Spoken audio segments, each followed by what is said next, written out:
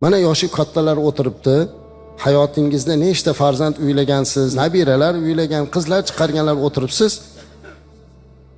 Hech bir sovchiligini ham shariat bo'yicha odobi, talabi bormikin deb birorta odam so'ramagan azizlar.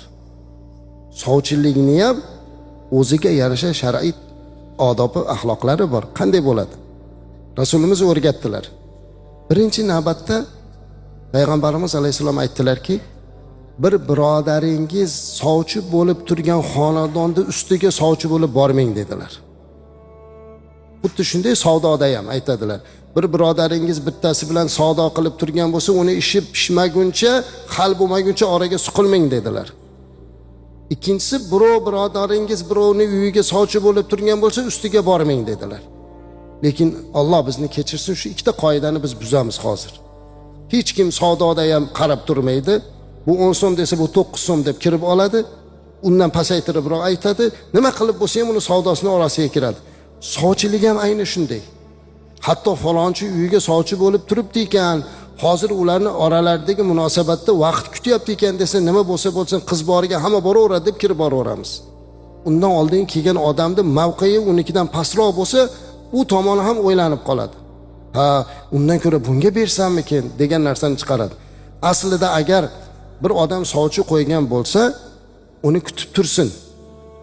Narigi xonadondagi qizning tomoni yo'q sizga bera olmaymiz degandan keyin boshqa sovchi borilsin deydi. Bu qoida shunaqa.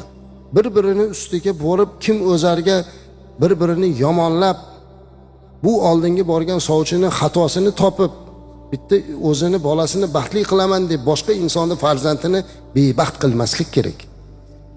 Sovchilikda ikkinchi qoida odobi, sovchilar yolg'on gapirmaslik kerak azizlar.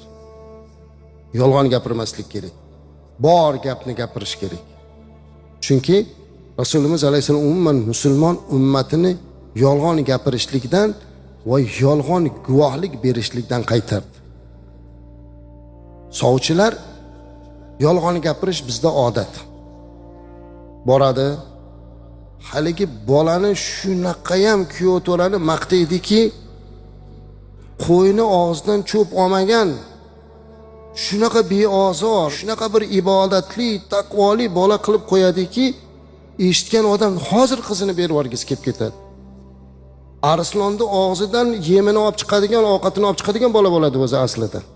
Mana tanish bilish birodar aka-ukalarimiz ba'zan nojo'ya bo'lgan insonlarga qizini berib qo'yganda biz shuni ko'rmadingizmi? Qanday bu bir giyohvandga berib qo'ydingiz?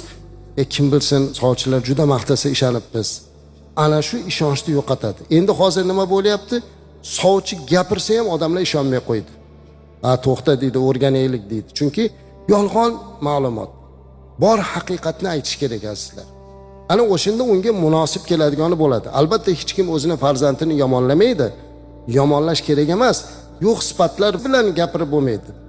Katta boshqa va'dalarni berib yolg'on qilmasdan to'g'ri gapirib oilani barpo qilish kerak. Shunda ana o'sha yana joyiga kelib ketadi.